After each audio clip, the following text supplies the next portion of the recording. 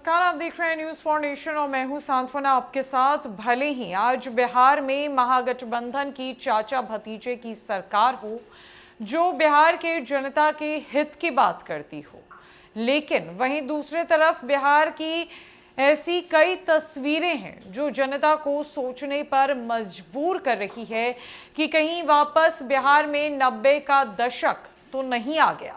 ये कहना और सोचना हमारा नहीं, बल्कि ऐसा सोचना बिहार की जनता का है उस आधार पर जो घटनाएं बिहार के विभिन्न जिलों में आए दिन घटित हो रही है। चाहे वो दिन दहाड़े लूटपाट का मामला हो, रंगदारी का मामला हो, हत्या कर देना हो या फिर गोलीबारी करनी हो, बेखौफ अपराधी बिहार में घूम रहे हैं और बड़े ही आराम से घटना को अंजाम देकर फरार हो जाते हैं। सवाल बिहार की विधि व्यवस्था, सवाल बिहार के प्रशासन पर उठता है। ऐसे में एक बार फिर लोगों को वो लालू राज याद आ रहा है जब बिहार जंगल राज से थर्राता था। दरअसल बिहार की कानून व्यवस्था सवालों के घेरे में है। रामनवमी और चैती दुर्गा के जुलूस के दौरान पहले सासाराम, फिर बिहार शरीफ और बाद में गया में आगजनी और हिंसा की वारदातों ने बीजेपी को नीतीश कुमार की सरकार और बिहार पुलिस पर सवाल उठाने का भरपूर मौका दिया है। केंद्रीय गृह मंत्री अमित शाह बिहार पहुंचे तो इस माहौल को महागठबंधन और नीतीश पर हमले के अवसर में बदलने की कोई रियायत नहीं की, लेकिन इस बीच एक चौंकाने वाली चीज दिखी है। मार्च के आखिरी 2 हफ्ते में अब तक बिहार के अलग अलग जिलों में रंगदारी मांगने के 6 बड़े मामले दर्ज हुए हैं। 2 मामले तो एक ही इलाके के हैं। रंगदारी मांगने के मामलों में आई तेजी से बिहार में 90 का वो दशक याद आने लगा है जब पैसे वाले व्यापारी, डॉक्टर, इंजीनियर और सरकारी अधिकारी उठा लिए जाते थे। कानून की भाषा में उठाने को अपहरण भी कहते हैं।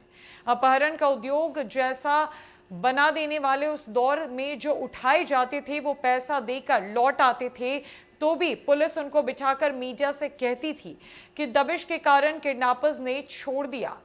पैसा देकर भी लौटा आदमी चुपचाप पुलिस की कहानी को खुद को सेट कर लेता था, क्योंकि उसका सच पुलिस और क्रिमिनल दोनों के लिए मुश्किलें पैदा करता। 21 मार्च को बेगूसराय के नगर निगम मेयर का चुनाव लड़ चुकी सोनी कुमारी के घर पर हमला करके अपराधियों ने 50 लाख की रंगदारी मांग ली। 25 मार्च को सासाराम में बालूघाट के संचालक से पिस्तौल की नोक पर रंगदारी मांगी गई। 28 मार्च को नवादा में चिट्ठी के जरिए 50 लाख की रंगदारी नहीं देने पर तिलैया रेलवे स्टेशन पर बड़ा बाबू और गेटमैन को मार डालने की धमकी दी गई। 28 मार्च को ही मोतिहारी के एक बड़े डॉक्टर को लेटर भेजकर 2 करोड़ की रंगदारी 2 दिन में नहीं देने पर जान से मार देने की धमकी दी गई। 1 अप्रैल को बेतिया जिले के नरकटियागंज इलाके में बड़े चावल व्यापारी से 1 करोड़ रुपए रंगदारी फोन करके मांगी गई। 2 अप्रैल को नरकटियागंज के हियालू व्यापारी को फोन करके 20 लाख रुपए मांगा गया। इन 6 मामलों में कुछ गिरफ्तारियां भी हुई है और पुलिस का दावा है कि केस क्रैक कर लिया गया है। पुलिस का काम भी यही है, केस तो हो तो क्रैक किया जाए। लेकिन 13 दिन के अंदर बिहार के अलग अलग जिलों में रंगदारी के 6 मामले इतना तो जरूर बता रहे हैं कि बिहार पुलिस का इकबाल डोल रहा है। क्रिमिनल में वर्दी का खौफ कम हो रहा है।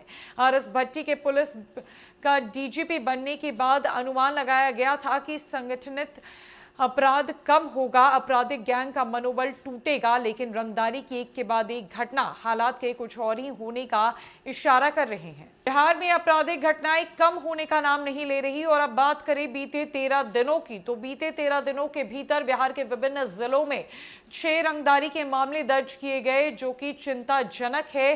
कहीं ना कहीं बिहार की विधि व्यवस्था और प्रशासन पर सवाल उठने लगे हैं और ये माना जाने लगा है कि बिहार में पुलिस का इकबाल डोल रहा है और क्रिमिनल्स को अब पुलिस का कोई खौफ नहीं है। तो क्या बिहार की जनता सुरक्षित नहीं है? अब क्या एक्शन लिया जाएगा बिहार की प्रशासन की तरफ से बिहार की जनता की सुरक्षा के हित को लेकर?